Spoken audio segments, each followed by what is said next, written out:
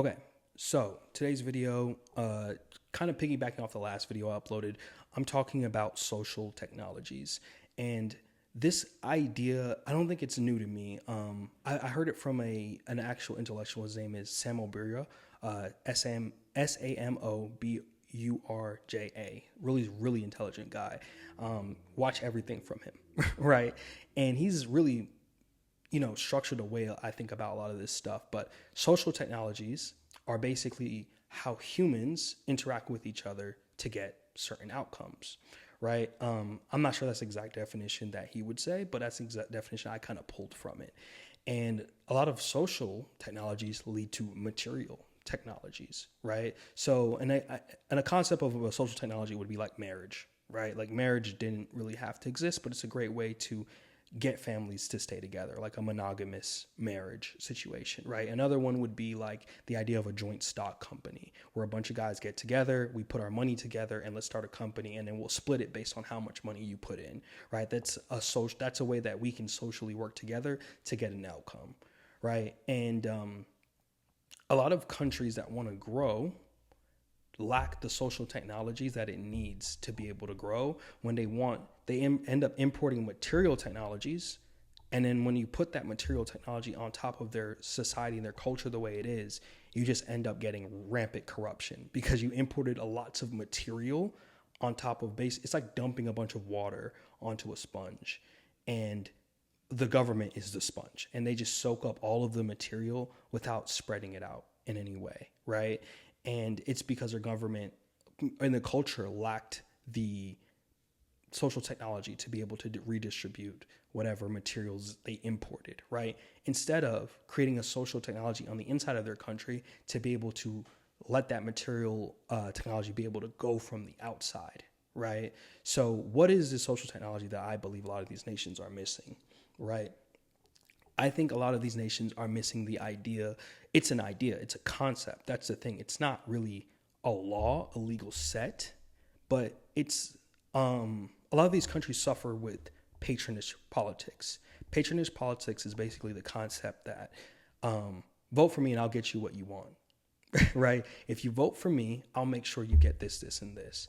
And as long as I make sure you get those things, you'll keep voting for me.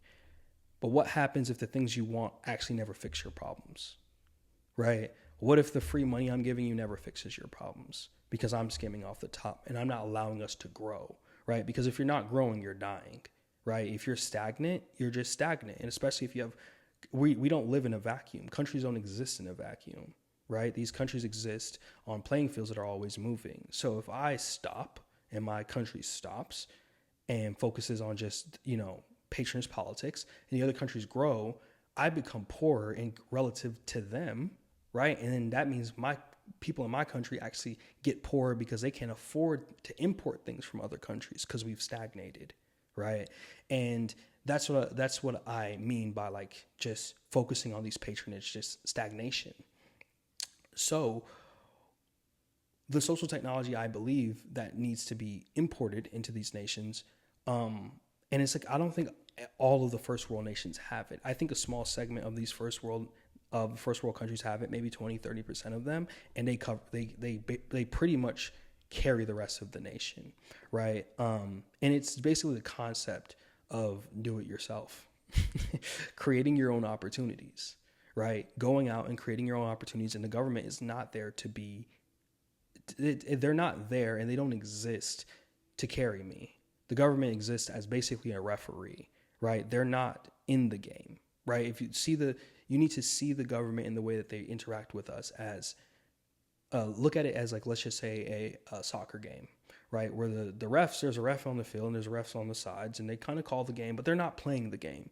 We, the citizens, are playing the game, right? The government maybe exists as a commissioner who sets the rules of the game. But what happens when the rules, we all seen in like, especially in the NBA where the refs can just ruin a game, right? By just not calling anything, not seeing anything or calling too many things. Like they can dictate the game. And that's what happens when you have a government that's far too overreaching, is they're not letting players play.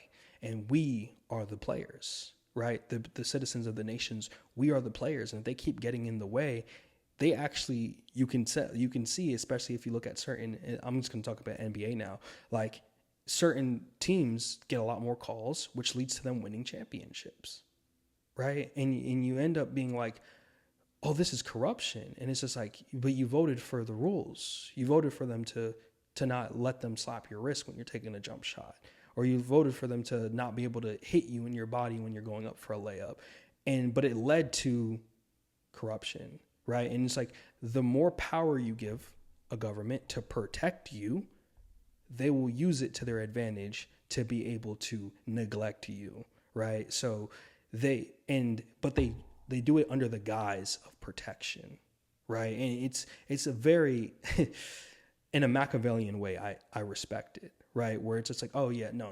We're going to make sure that these big rich companies, they don't take advantage of you, right? We're going to only work with specific companies that come in, and they'll be able to handle all of our aluminum manufacturing. We won't let everyone come in and just exploit our nations anymore. They will never be able to exploit our wealth again, right?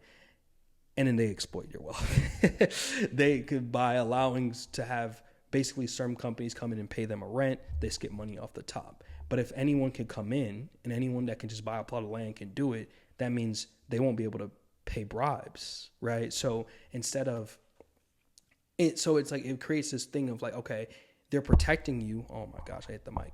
But they're protecting you, but they're not really protecting you.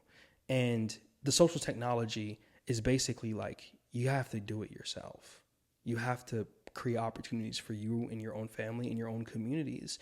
And you have to go out and fix these things, right? Like the government is not going to fix your nation.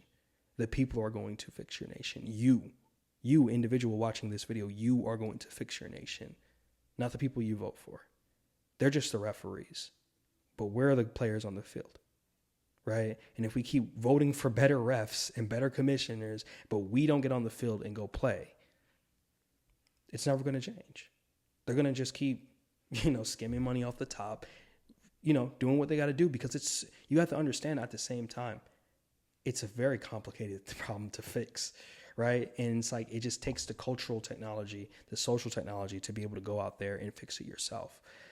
But yeah, that video is really off the top of my head. So yeah, if you have any input on that, comment down below. I really want to have a good conversation about this with some other like-minded individuals, or not like-minded individuals, just so we can see where we think, because I like talking about stuff like this, and I just want to see where everyone else's minds are.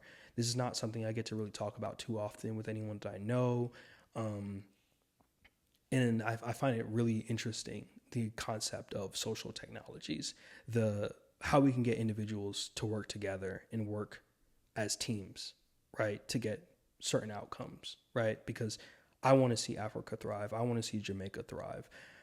And I think it just comes, we have to do it together, right? Like, not even like as us as a unit, like Jamaicans and Africans or whatever, but like, no, as individual Jamaicans working together to make Jamaica better, individual Nigerians working together to make Nigeria better, individual Beninois working together to make Benin better, right? And all these different things, I think these all come together, right, to raise the social capital, the human capital of an entire continent, of an entire country, and an entire neighborhood, right?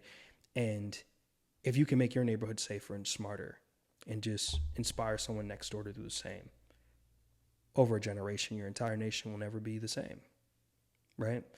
So yeah, see you guys in the comments, and thank you guys for watching. Peace out.